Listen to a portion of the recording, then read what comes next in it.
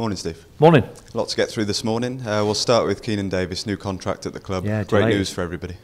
Great news. I mean, if there was a real success story, it's been Keenan.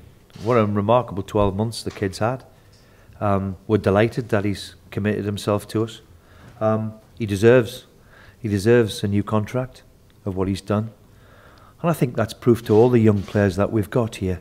Keenan's obviously grasped the nettle and come and made himself Aston Villa's centre forward in a matter of weeks, which, considering the problems, which I'm sure you're going to ask me about in a minute, then it's key that the emergence of the young players in particular is going to be key to us over the next few weeks. An eventful international break. Mile topping the headlines with a hat-trick the other night. What did you make of that?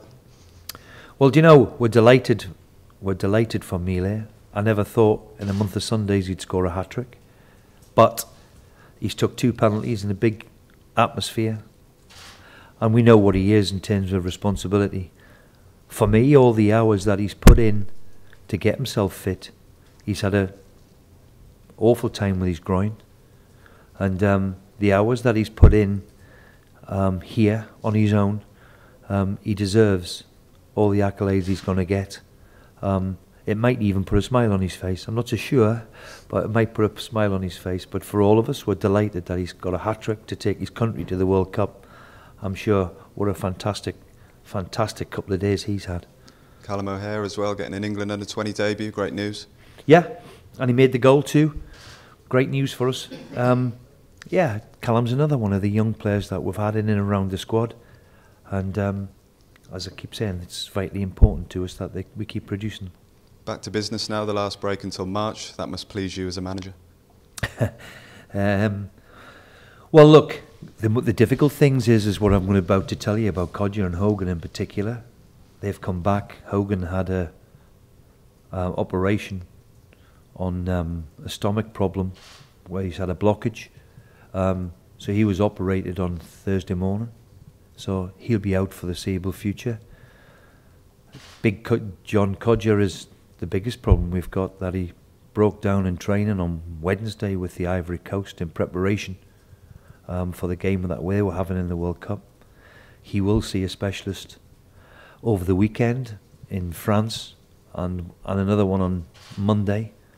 But it's fair to say it doesn't look good with John at the minute, and we do fear the worst. But until we get the opinions of the doctors in concern, then we'll not know. Any timescales of any sort? No timescales, no real timescales, no. We just know it's not great, that's for sure. And JT obviously was the other big one, but he looked to be progressing well over the break. Yeah, he's 2 weeks. He's 2 weeks in, but in my experience with him, they're 8-10 weeks. I would have thought anyway, and he'll try his best. So in that respect, the couple of weeks that we've had on international duty has not gone down so well, and that's always your fear.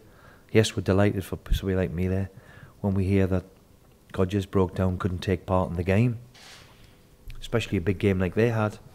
Then that's disappointing.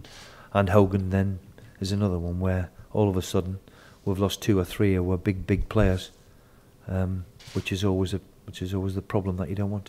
Just keeping with injuries for now, Snodgrass and Onoma, how have they got on? Well, Snoddy trained again yesterday. Josh is okay. We think he's going to be okay. Snoddy, I'll have a conversation with him yesterday. We put him through his paces yesterday. As I said a couple of weeks ago, he did well to play. Not many people play with a fractured rib, but he wanted to play. But we'll see how he is. I'll have a conversation with him in the next hour or so. And just Gabby and Andre to finish? Andre's progressing well. He's out in America and with Under Armour in their state-of-the-art stuff. Gabby's just about starting his recovery. He had a nasty tear of his calf, so it could be vitally important that Gabby gets the bit between his teeth again, because obviously we're a little bit short in the attacking area. And obviously none of those injuries help, but how do we ensure we have a better start post-international break this time around? Well, we've been disappointed afterwards. So, you know, it's something which I've looked at, something which I'll decide. Obviously, the big thing is preparation. 10, 12 of them. I mean, we'll meet Mealy. Mealy flies in today, and we'll let him stay down in London. Elmo's been halfway around the world or tracking around Africa, so we'll see how he is. So we've got options, and it's fair to say that we need to be better than we have been. The last couple of times we've been coming back from international duty, we haven't been great. So it's vitally important that we put in a performance tomorrow. And this 4 or 5 months now before the next international break, is this where the championship is Yes. won and lost? Well, I said a couple of weeks ago, winter's upon us.